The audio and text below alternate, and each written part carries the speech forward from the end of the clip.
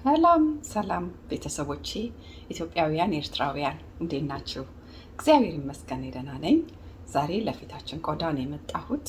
አሁን እንግዲህ እንደምታዩት ውጪውን ይታያችኋል በመስኮት አይደል? ፀሐይ እንዳይመስላችሁ የወጣው ፀሐይ ከሰል ነው የሚያስመስለው። ድብን ነው የሚያደርገው ፀሐዩ። ኢቨን ኢፍ መኪና ውስጥ ብትሆን በመስታወቱ የሚገባው እሱ ይብሳል። እንደውም የፊትን ቆዳ ለማበላሸት አደራ ቤተሰብ ያለ ሰንስክሪን እንዳትወጡ። ሰንስክሪን ያገኛችሁትን የበረሃ አገር ሰዎች በጣም የሚጠቀሙበትን ቀስል ይዤ መጣ ዛሬ። ቀስል ዛሬ ከምን ጋር ብትሉኝ፣ ቀስል ከእንቁላል አስኳል ጋር እላችኋለሁ። አይሚን ከእንቁላል ፈሳሹ ክፍል ጋር እላችኋለሁ ማለት ነው። እስቲ ዛሬ ደግሞ ቀስልን ከፈሳሹ ክፍል ጋራ ነው የምናደርገው። አንደኛ ቆዳ ልስልስ ያደርጋል። ሁለተኛ ደግሞ ያው እንደምታውቁት የእንቁላል አስኳል ቆዳን ወጠር የማድረግ ባህሪ ያለው። ትንሽ ጠንቀቅ ብላችሁ እሺ። አስኳሉ ያስቸግራል። ትንጥዬ አስኳል ገብታብኛለች፣ ችግር የለም እና ይሄንን በደንብ ልውስ ማድረግ ነው። በደንብ ለውሱት።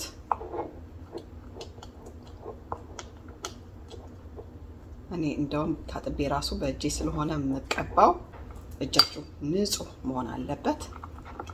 በሱ ደግሞ ቀስ እያልኩ እሽት ታርጌ እቀባዋለሁ። ቤተሰብ እዚህ ላይ እናንተ ከፈለጋችሁ ትንጥዬ ወተት ማድረግ ትችላላችሁ፣ እንደዚሁም መጠቀም ትችላላችሁ። እጄን ታጥቤ መጣሁ። አብራችሁኝ ሁኑ። ላይክ፣ ሼር፣ ሰብስክራይብ ማድረግ አትርሱ ፕሊዝ ቤተሰብ። እሺ ቤተሰብ ፊቴን ታጥቤ ነው የመጣሁት። እጄንም አንድ የምነግራችሁ ነገር ቢኖር ትንሽዬ ወተት ላይክ የሻይ ማንኪያ ግማሽ የምታክል ጠብ ብታደርጉበት፣ ወይም ወተት ከሌላችሁ ውሃ፣ ቀዝቃዛ ውሃ ነው ታዲያ። እሺ ቀዝቀዝ ያለ ውሃ ማለት ሩም ቴምፕሬቸር ማለት ነው። ጠብ ብታደርጉበት በደንብ ይላወስላችኋል፣ ይደባለቅላችኋል። ከእንቁላሉ አስኳል ጋር የበለጠ ይዋሃድላችኋል ማለት ነው። እንደዚህ ልክ ይሄ ምን ብዬ ልንገራችሁ፣ ልክ ክሬም ማለት ነው። እዩት፣ እንደሱ ይሆንላችኋል ማለት ነው። ይሄ ለዚህ ለሰመር መድኃኒት ማለት ነው። ሰመሩ ወጣ ብላችሁ ስትመለሱ ፊታችሁ እስከሚያስጠላችሁ ድረስ ነው የሚሆነው። ቤተሰብ መጥቆሩን አይደለም ልብ በሉ። ይሄ ፀሐይ ይጎዳዋል ቆዳችንን። ከመጠን ያለፈ ፀሐይ ቆዳ ይጎዳል፣ ለማዲያት ያጋልጠዋል። እሺ ለዛ ነው እንጂ ለመጥቆር ብቻ አይደለም። ሁለት አይነት ከለር ያደርግብናል። በተለይ ደግሞ በአንድ ፊት ይሄ በዚህ በመስተዋት በኩል አብዛኛውን ጊዜ በዚህ ጋር የሚገባ ከሆነ በዚህ ሳይዳችን እስቲ እጃችሁንም ግልጽ አድርጋችሁ ልበሱና እዩት።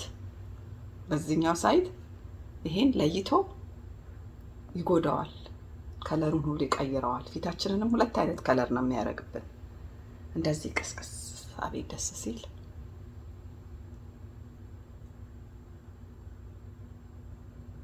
ቀላል ቀስል አማዞንም አለ። አይገርምም? አማዞን ላይ ይሸጣል።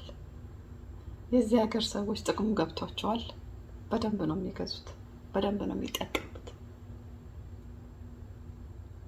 እኛ ሀገር ሞልቷል በየሰፈሩ።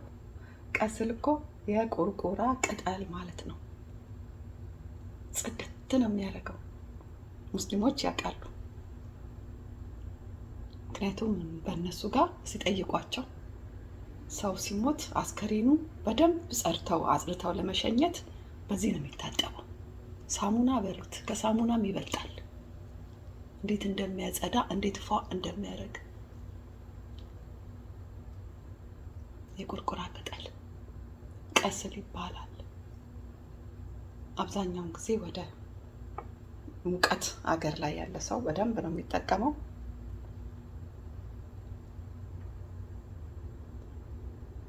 እንደዚህ ሆነው አይታችሁ ከሆነ ድሬዳዋ ምናምን አካባቢ ኢቭን ውጪ ይወጣሉ ገበያ ውስጥ ምናምን እንደዚህ ተቀብተው ደስ ይላሉ። እንደዚህ ተቀብተውት ይወጣሉ ማለት ነው። ለምን? ከፀሐይ ራሱ የመከላከል ኃይል ስላለው ማለት ነው።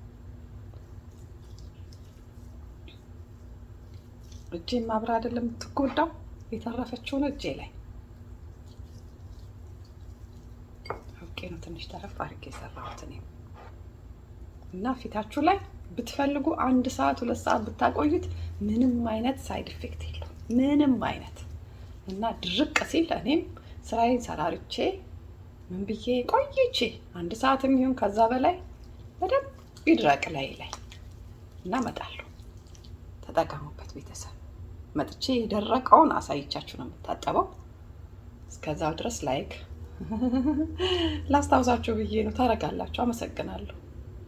ሼር የምትችሉ ሼር። እሺ መጣሁ ቤተሰብ። ይኸውና ድርቅ ብሏል። ማውራት ምናምን በደንብ አትችሉም። መሳቅ ፎርጌቲት። ከዚህ በላይ መሳቅ አትችሉም። ተወጥራችኋል ማለት ነው። ከ1 ሰዓት በላይ ነው ያቆየሁት። ድርቅ ብሏል። ይኸው ከዚህ በላይ መሳቅ አልችልም። ቬሪ ናይስ። እውነቴን ነው የምላችሁ። ጥሩ ነገር ነው። በደንብ ነው የወጣጠረው።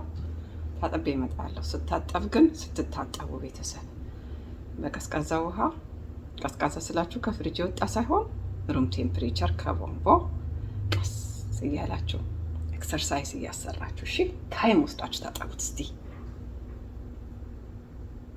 ዝም ብላችሁ ፍስስ ኖ በደንብ ታይም ውሰዱ። ትንሽ ወተት ጠብ ስላደረኩበት እንቁላልም ስላለበት በሳሙና የምታጠበዋለሁ። ታጥቤ መጣ።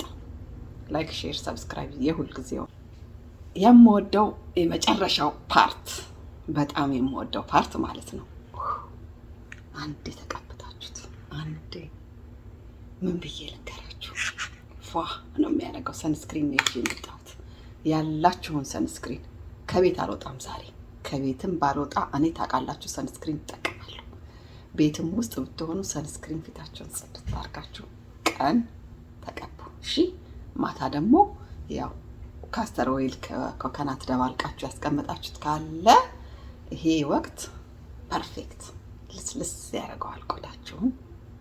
ጠዋት ስትነሱ ወይ ቆዳዬን ወደድኩት ነው የምትሉት። እመኑ እሺ። ሰንስክሪን የምታገኙትን የግድ ራክ መሆን የለበትም። እኔ እንደውም ላመጣውም አልፈለኩም ነበር እዚህ ጋር፣ ምክንያቱም ራክ ካልሆነ አንጠቀምም ሌላ የምትሉ ሰዎች አላችሁ። ራክ ካላገኘን ኖ ሰንስክሪን ነው ልንገራችሁ። ዘ ኦንሊ ቲንግ አሁን ሙቀት ነው። ኤስፒኤፉን ጨመር አድርጉት። 70 ሊሆን ይችላል፣ 50 ሊሆን ይችላል። ዲፔንድ ኦን ምን አይነት እንደገዛችሁት እና ከውስጥ ደግሞ ሞይስቸራይዘር የራሱ የሰንስክሪኑ አይነት ሞይስቸራይዘር እሺ፣ አንድ አይነት ቢሆን ይመረጣል። ያው ሰንስክሪን መታሻ አይደለም። ካሻችሁት በተለይ ይሄ ሰንስክሪን ሽት ካረጋችሁት ይፈረፈራል። አንድ እህቴ ቆዳ የተፈረፈረ ብላኝ ነው። ቆዳሽ ሳይሆን የተፈረፈረው ስላሸሹ ነው ሰንስክሪኑን። የዚህ ሰንስክሪን ባህሪ ነው የዚህ የራክ እንደዚህ። አሁን እኔ ሽት ባረገው ፍርፍር እያለ ይወጣል። እዩት። ሜካፕ የተቀባችሁ እስከሚመስላችሁ ድረስ ነው ቆዳችሁን የሚያሳምረው። ጸደት ነው የሚያደርገው ፏ በአንድ ጊዜ። በቤታችን ቀስል ተጠቀሙበት። አማዞን ላይ ኪው ብለው ነው የሚጀምሩት። ኬ ሳይሆን ኪው። ቀስል ከፈለጋችሁ ከጠየቃችሁኝ በእንትኑን ሊንኩን አስቀምጥላችኋለሁ ካስፈለጋችሁ። ካላስፈለጋችሁ ራሳችሁ ሰርች አድርጋችሁ ካገኛችሁት ኪው ዩ ብሎ ነው የሚጀምረው። ቀስል ተጠቀሙት። በሚቀጥለው ደግሞ ሌላ ነገር ይዤላችሁ እስከምመጣ ቤተሰብ ላይክ ሰብስክራይብም ጨምር እያደረጋችሁ ስለምታበረታቱኝ በጣም አመሰግናለሁ። ወዳችኋለሁ። ባይ